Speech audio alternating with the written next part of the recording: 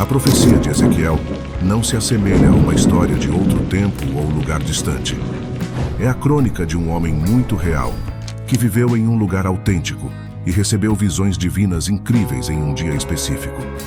O ministério profético de Ezequiel nasceu em um momento em que Judá ainda era um reino independente. Você se pergunta como é o paraíso? Seria uma experiência única cruzar o limiar da sala do trono de Deus e observar as atividades que ocorrem lá. A mensagem do Senhor foi expressamente transmitida ao sacerdote Ezequiel. Não apenas essa palavra foi entregue a ele, mas foi feito de uma maneira notável. O nome Ezequiel pode ser traduzido como a força de Deus. Ezequiel 1, versículo 4. E olhei, e eis que um redemoinho vinha do norte, uma grande nuvem e fogo envolvendo-a, e um esplendor ao redor dela, e do meio dela saía uma coisa como âmbar, do meio do fogo. No início, Ezequiel observou um furioso redemoinho vindo do norte, antes de ver 4 seres viventes, cada um com 4 faces: leão, boi, águia, homem, 4 asas, pés retos e mãos escondidas sob suas asas. Cada criatura incorpora os atributos de Deus manifestados na criação: sua majestade, seu poder, sua velocidade e sua sabedoria. O Senhor, resplandecendo em glória, estava acima do espaço. Perto de cada ser vivente havia uma roda, ou mais precisamente, uma roda dentro de outra roda. Essa visão deslumbrante da glória de Deus marcou a entrada de Ezequiel em seu ministério profético. Podemos notar semelhanças com João em Apocalipse. No entanto, comparativamente, Ezequiel fornece uma descrição muito mais detalhada das 4 criaturas vivas. Ezequiel 1, versículos 5 a 9. Também do meio dela saíram 4 seres viventes, e esta era a sua aparência. Tinham a semelhança de homem. Cada um deles tinha 4 rostos e 4 asas, e seus pés eram retos, e a planta de seus pés era como a planta do pé de um bezerro, e eles brilhavam como bronze polido. Tinham mãos de homem debaixo de suas asas, nos seus 4 lados, e todos os 4 tinham rostos e asas. Seus pés eram retos, e a planta de seus pés era como a planta do pé de um bezerro, e centelhavam como o brilho de bronze polido. Eles tinham mãos de homem debaixo de suas asas, nos seus 4 lados, e todos os 4 tinham rostos e asas. Seus pés estavam unidos uns aos outros, e não se viravam quando andavam, iam cada um para a frente. Você também pode encontrar essas 4 criaturas vivas em Apocalipse 4, versículos 6 a 9. E diante do trono havia um mar de vidro semelhante a cristal, e no meio do trono e ao redor do trono havia 4 seres viventes cheios de olhos, na frente e atrás. O primeiro ser vivente era semelhante a um leão, o segundo ser semelhante a um novilho, o terceiro tinha um rosto como de homem, e o quarto ser semelhante a uma águia voando. E os 4 seres viventes, tendo cada um deles 6 asas, estavam cheios de olhos por dentro, e não descansam nem de dia nem de noite, dizendo: Santo, Santo, Santo é o Senhor Deus, o Todo-Poderoso, que era, e que é, e que há de vir. E quando aqueles seres viventes oferecem glória e honra e ações de graças ao que estava assentado no trono, ao que vive para todo o sempre. Não há evidência que sugira que esses seres sejam figuras alegóricas no texto que os descreve. Pelo contrário, eles são apresentados como seres concretos. Os 4 seres viventes, literalmente seres, constituem uma ordem particular e superior de entidades angelicais ou querubins. Sua proximidade ao trono de Deus atesta claramente isso. Ezequiel 1, versículos 12 a 20, sugere que eles estão constantemente se movendo ao redor do trono. E iam cada um deles para onde o Espírito estava para ir, e não se viravam quando iam.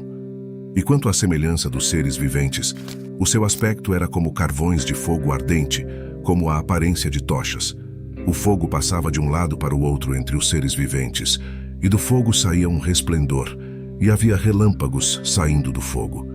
E os seres viventes corriam, indo e voltando, à semelhança de relâmpagos. Enquanto eu olhava para os seres viventes, eis que uma roda estava na terra, ao lado dos seres viventes, diante das suas 4 faces. O aspecto das rodas e a sua obra eram semelhantes à cor de berilo, e as 4 tinham a mesma semelhança. E o seu aspecto e a sua obra eram como se fora uma roda no meio de uma roda. Quando andavam, iam para os seus 4 lados. Não se viravam quando andavam. e os seus aros eram tão altos que inspiravam terror, e eram cheios de olhos ao redor de todas as 4 rodas. E quando os seres viventes andavam, andavam as rodas junto com eles. E quando os seres viventes se elevavam da terra, elevavam-se também as rodas. Para onde o Espírito estava para ir, ali eles iam, pois o Espírito dos seres viventes estava nas rodas. Apocalipse 5, versículos 6 a 14, descreve os papéis ou responsabilidades desses 4 seres viventes. Eles se prostram diante do Cordeiro, que é Jesus Cristo, e o adoram da mesma forma que adoram o Pai, atestando assim a divindade de Jesus Cristo. Apocalipse 5, versículos 6 a 9.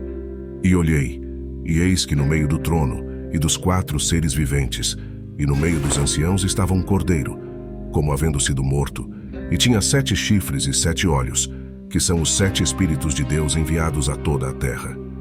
E ele veio e tomou o livro da destra daquele que estava assentado no trono. E havendo tomado o livro, os 4 seres viventes e os 24 anciãos prostraram-se diante do Cordeiro, tendo cada um deles harpas e taças de ouro cheias de incenso, que são as orações dos santos. E cantavam um novo cântico, dizendo: Digno és de tomar o livro e de abrir os selos, porque foste morto, e com o teu sangue nos remiste para Deus de toda a tribo, e língua, e povo, e nação. Eles seguram harpas e tigelas de ouro cheias de incenso, representando as orações dos santos, e estão rodeados por 24 anciãos. No Antigo Testamento, harpas estão frequentemente associadas à adoração e à profecia. O propósito dos 4 seres viventes é proclamar a santidade de Deus e incentivar a sua adoração e adoração. Além disso, esses 4 seres desempenham um papel na execução do julgamento de Deus de uma forma ou de outra. Eles representam uma alta ordem de anjos, cujo papel principal é a adoração. Apocalipse 19, versículo 4.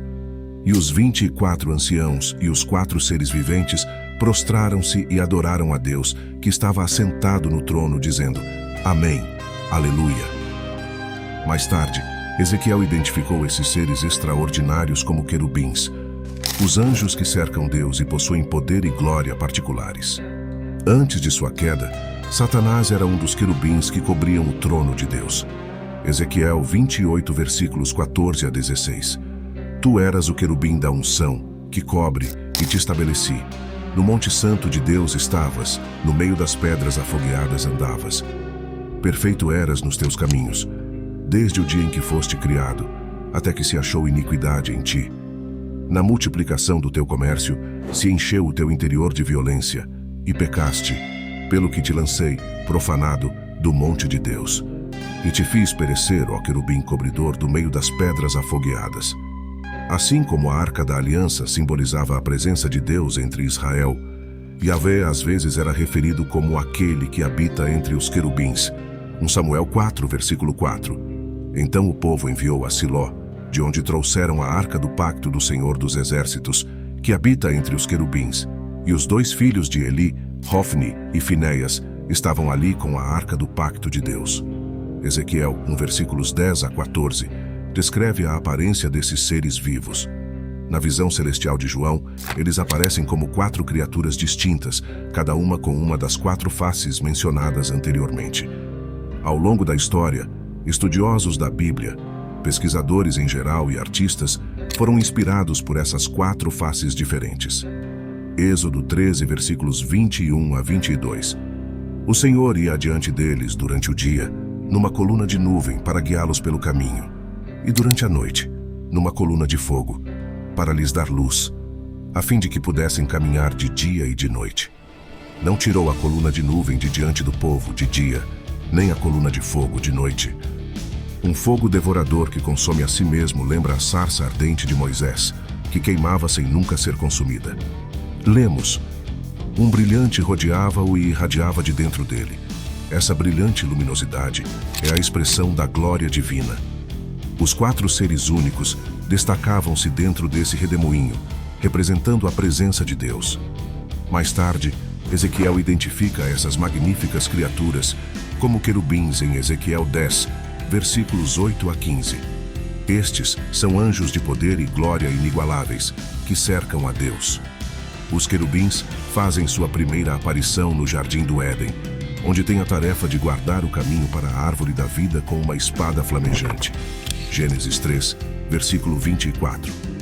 Expulsou o homem e colocou querubins a leste do Jardim do Éden e uma espada flamejante que se revolvia por todos os lados para guardar o caminho da árvore da vida. Esses seres tinham uma aparência humana. Ezequiel especificou que eles não eram homens, mas seres angelicais. No entanto, eles se assemelhavam a humanos em sua forma e estrutura geral, como a descrição a seguir mostra, sem se assemelharem a nenhum ser terreno. Representações artísticas de querubins encomendadas para o templo da tenda e a arca da aliança enfatizam suas asas, como vemos em Êxodo 25, versículo 20. Então, que lições podemos tirar dessas imagens vívidas da sala do trono de Deus? Primeiro, precisamos contemplar o Senhor em sua glória, nos deslumbrarmos com sua glória e entender o que Ele espera de seu povo, uma vez que Ele é o Deus Todo-Poderoso.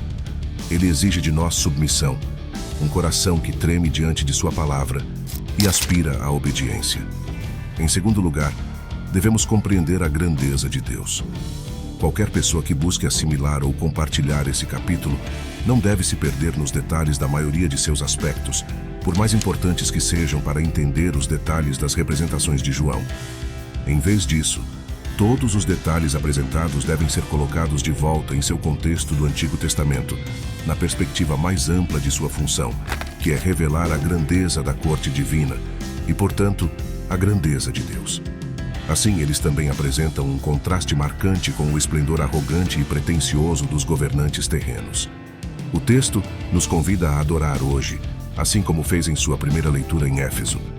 Ele também nos convida a renunciar ao medo da grandeza humana, que empalidece diante da majestade do Deus eterno com quem formamos laços íntimos. Em terceiro lugar, devemos saber que é Deus quem comanda. Os capítulos 4 e 5 descrevem o julgamento de Deus sobre o mundo. Eles nos imergem em uma perspectiva celestial e nos lembram quem está no poder aqui na terra. Devemos adorar a Deus como Ele merece e permitir que Ele nos faça viver as experiências que Ele julgar apropriadas. A glória de Deus é o principal objetivo da revelação que João recebe. Mesmo os julgamentos que em breve testemunhará glorificarão a Deus e revelarão sua obra. Em vez de satisfazer nossa curiosidade sobre o futuro, essa revelação tem como objetivo nos instruir sobre a magnificência divina.